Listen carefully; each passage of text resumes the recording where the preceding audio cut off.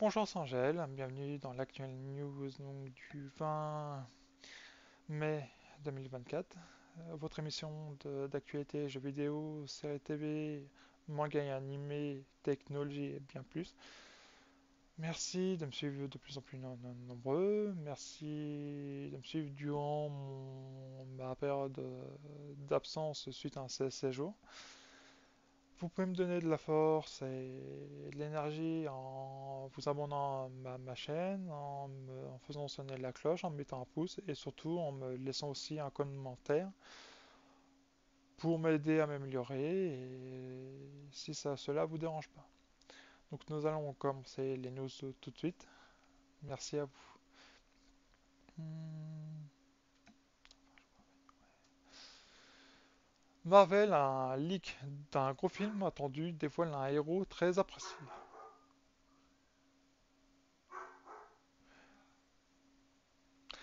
Le prochain gros film Marvel a leaké, il nous dévoile un héros hyper apprécié. Cela fait un moment que les fans demandent à ce qu'il soit davantage mis en lumière. Cette fois-ci, ce sera peut-être la bonne. Marvel, a tout, a- Marvel fait toujours des plans sur la comète et les infos pleuvent.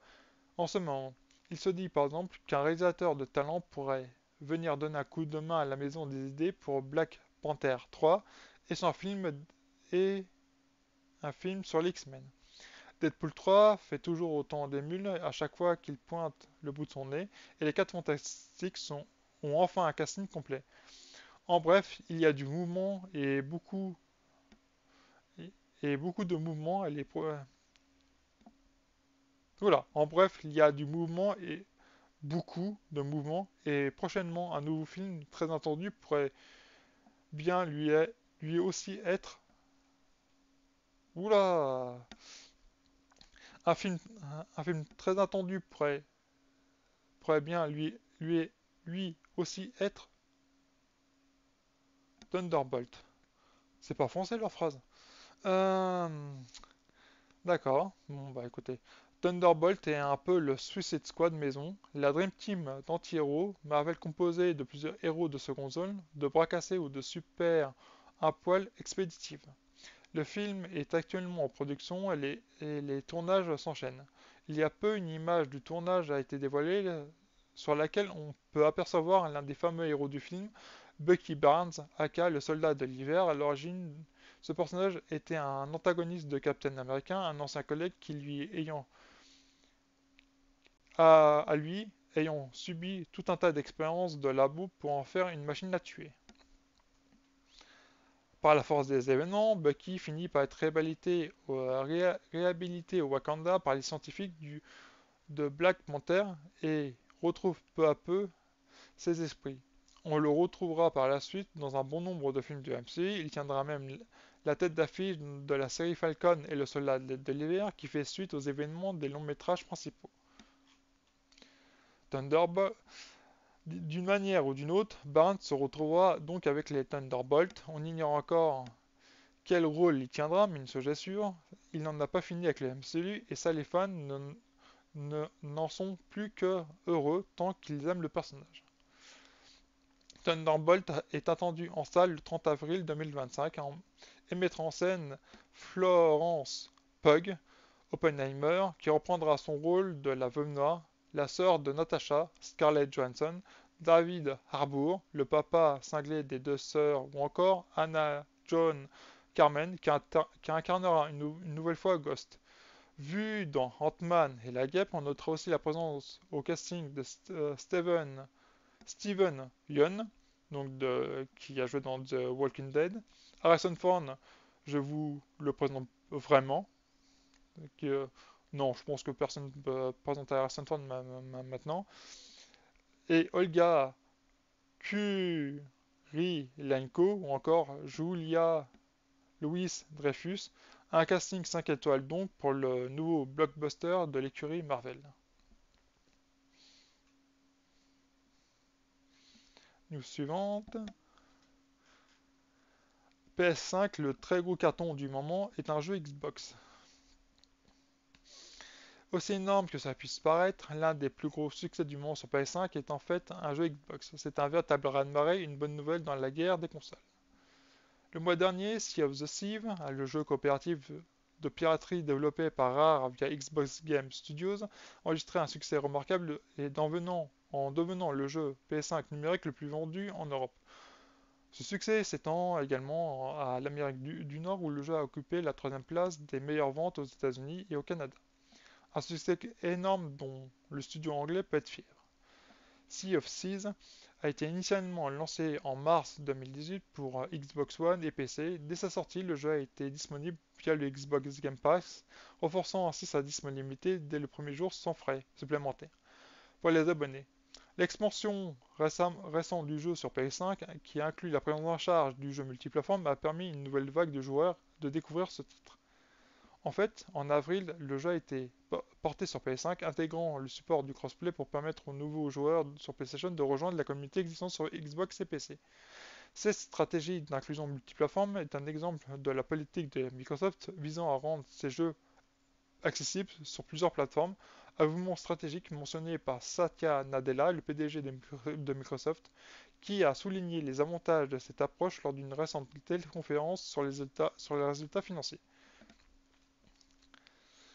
Cette stratégie n'est pas isolée, d'autres jeux exclusifs à la Xbox tels que Pétinante et Hi-Fi Rush ont également été lancés sur d'autres consoles, y compris la PS5 et la Nintendo Switch.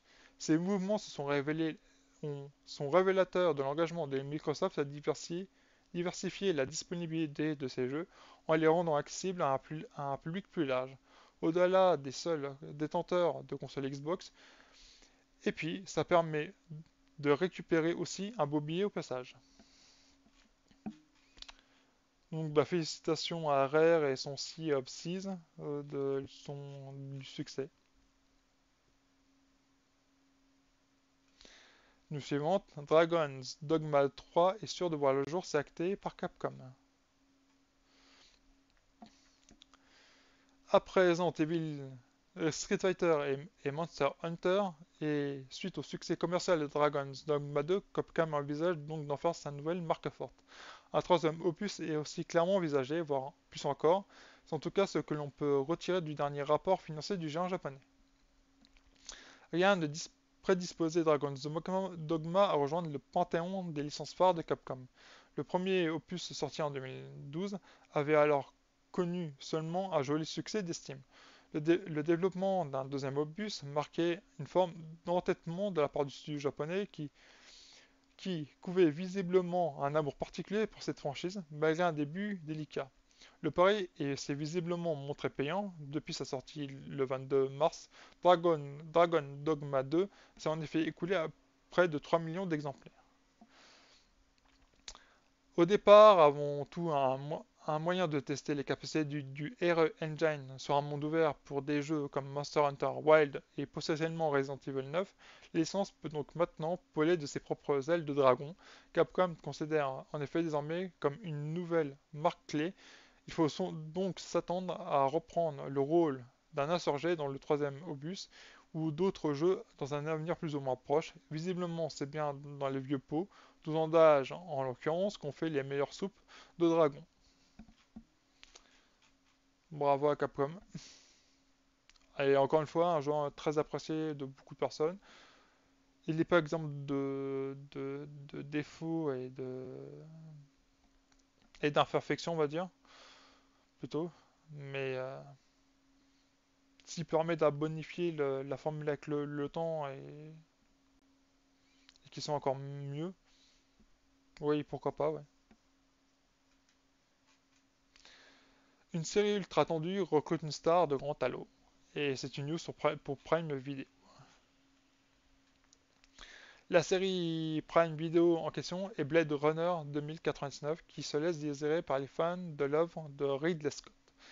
Ils ont désormais une autre raison d'être curieux de voir ce que l'avenir dystopique nous réserve, puisque la talentueuse Michelle Yeoh rejoint le casting dans le rôle principal.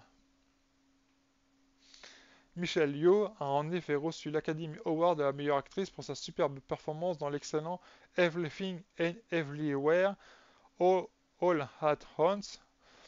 Prime Video trouve ainsi en elle une véritable star pour porter sa série Blade Runner 2099. Celle-ci ne dispose malheureusement pas encore de date de sortie. Elle a pourtant été annoncée en 2021 par Ridley Scott, mise en production par Amazon en février 2022 et le tournage a quant à lui débuté en février de cette année. Pour rappel, la future série Prime Video se veut être une suite du film Blade Runner original sorti en 82 et de Blade Runner 2049 sorti en 2017, puisque Michelle Yeoh occupera le rôle principal. Tel ne sera pas le cas de Ryan Gosling qui occupait ce poste dans le précédent film. Prime Video n'a pour l'instant pas précisé si l'acteur fera également partie du casting. La série sera en tout cas chapeautée par Silka Louisa. Ridley Scott sera quant à lui le producteur exécutif. En attendant d'autres nouvelles de la série, les fans de Blade Runner peuvent également aller voir du côté de Crunchyroll avec Black Lotus.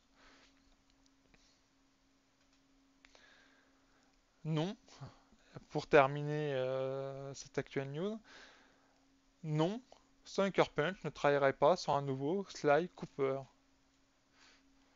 Non, non, non. Depuis quelques heures, une petite musique circulait dans les couloirs des rumeurs. En effet, l'insider Jeff Grubb évoquait l'existence d'un possible nouveau Sly Cooper. Celui-ci devait même être développé par Sucker Punch, le studio à l'origine de la franchise. Hélas, ces informations ont été rapidement démenties par Jason Schreier, ouais c'est ça, Ah. Jason Schreier, le journaliste de Bloomberg, explique que Sucker Punch ne travaille que sur un projet à la fois et que les équipes sont actuellement sur la suite de Ghost of Tsushima. Ce deuxième épisode mettrait du temps à nous parvenir car la production d'un titre AAA prend désormais plus de temps. Par ailleurs, le studio américain est composé de moins de 200 personnes, ce qui est peu pour donner naissance à un tel jeu. Quoi qu'il en soit, nous ne sommes pas prêts de voir la suite de Sly Cooper, voleur à travers le temps, qui a été sorti en 2002. Donc, pour résumer, l'insider Jeff Grubb a évoqué l'exemple d'un possible suite de Sly Cooper, mais Jason Schreier, qui est journaliste à Bloomberg, l'a démenti en expliquant que Sucker Punch ne peut développer qu'un jeu à la fois parce que ils sont moins de 200 personnes et qu'un jeu de AAA met du temps à nous parvenir. Donc soyez patients parce qu'à mon avis on n'est pas près de voir arriver. Ils sont déjà sur Ghost of Tsushima 2, donc ils sont 200 personnes. Et je pense que même à 400 personnes, vu le temps qu'il faut pour développer un jeu, voilà. Donc je vous remercie pour de m'avoir suivi. Et désolé pour les bafouements que je fais. Et j'essaie vraiment de m'améliorer, mais j'en suis à quoi? Allez, à au moins à 8-9 reprises de vidéos, tellement que c'est long, c'est fatigant. J'imagine mal faire 2 semaines d'enregistrement de vidéos. Je sais pas comment je sais pas comment ils font pour les vidéastes pour faire plusieurs vidéos comme ça.